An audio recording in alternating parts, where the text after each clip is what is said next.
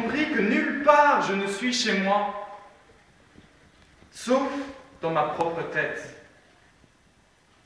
dans mon propre narcissisme.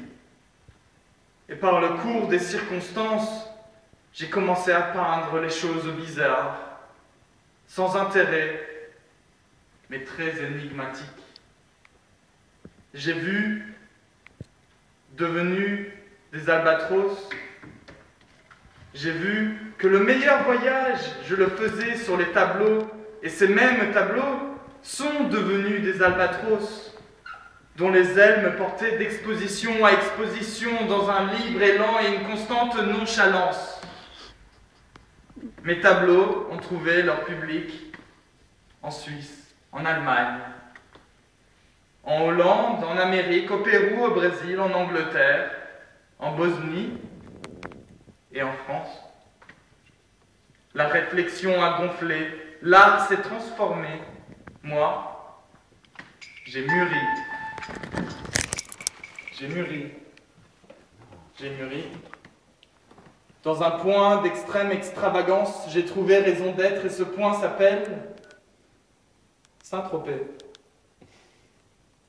Mes enfants sont nés là et ma vie est devenue une biographie dans ce même endroit. J'ai compris que j'étais propriétaire d'une nouvelle philosophie d'art et que je suis assez fort à comprendre de quoi il s'agit. Quelques accidents m'ont fait sortir de mon calendrier normal où j'ai trouvé les intérêts, où il n'y a pas beaucoup de gens avec moi. Alors j'ai commencé à nager l'hiver, à jouer aux échecs, à faire la cuisine et à rêver d'un nouvel avenir pour l'art.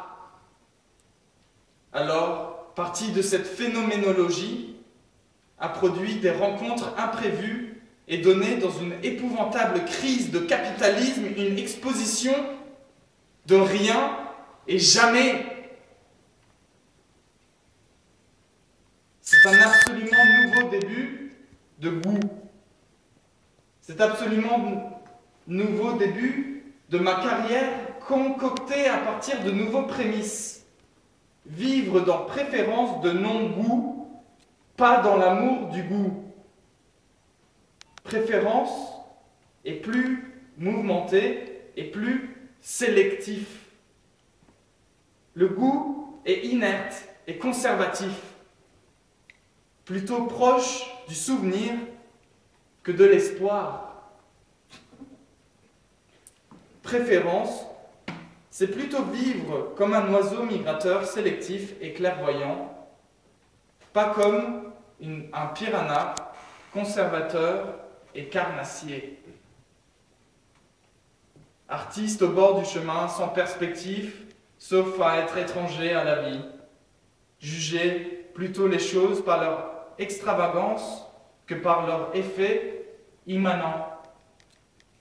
Éviter toute la police culturelle, donner à l'art possibilité à nous présenter ce que l'on veut. Éviter l'art programmé, calibré, aimer seulement l'art trouvé. Professionnalisme tue l'art. Professionnalisme tue l'art. L'art, rien et jamais, même en vrac, est plus fort que l'art rat mort à huis clos. Le rat mort à huis clos.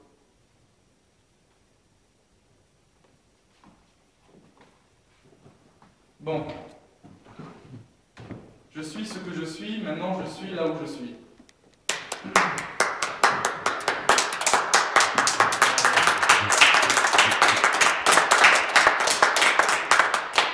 Attendez, le meilleur est à venir. Dans le rien et le jamais. Mon passage à Paris, par Mirsad.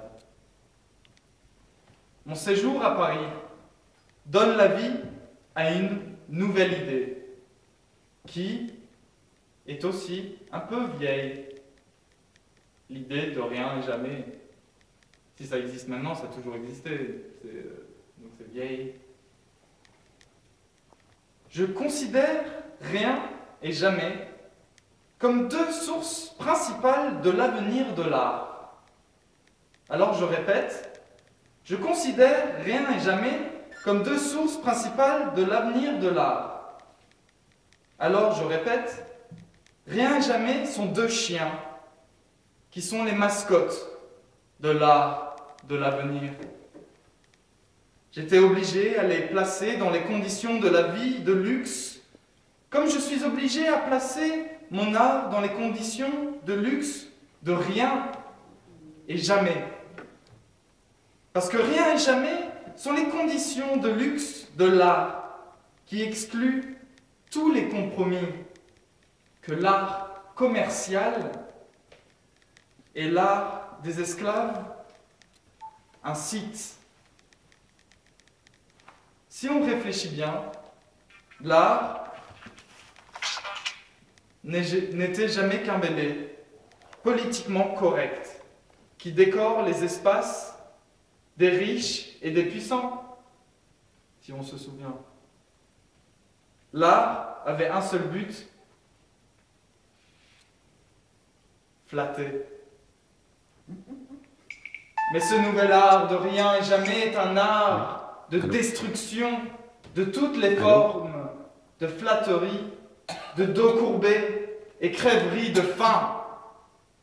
Rien et jamais, c'est l'art des attentats dans le cœur des sociétés modernes. L'art doit chercher une nouvelle expression dans la peinture, dans la musique, dans la littérature, dans la philosophie et dans le bien-être. Alors la source de ce nouvel art sont deux sources, rien et jamais. Rien parce que l'art c'est pour rien et jamais parce que l'art c'est à jamais. Rien et jamais, c'est aussi l'art de la nouvelle cuisine qui nous fait aimer les gâteaux de Venise au miel saupoudrés de sucre glacé. Rien et jamais, c'est l'art qui se confronte à la vie parisienne que j'appelle rat mort à huis clos. Moi, c'est lui. Je, c'est il. Alors, moi ou lui, nous vivons dans le paradis perdu, et ce paradis perdu s'appelle... Ensemble? Rien. Rien. Jamais.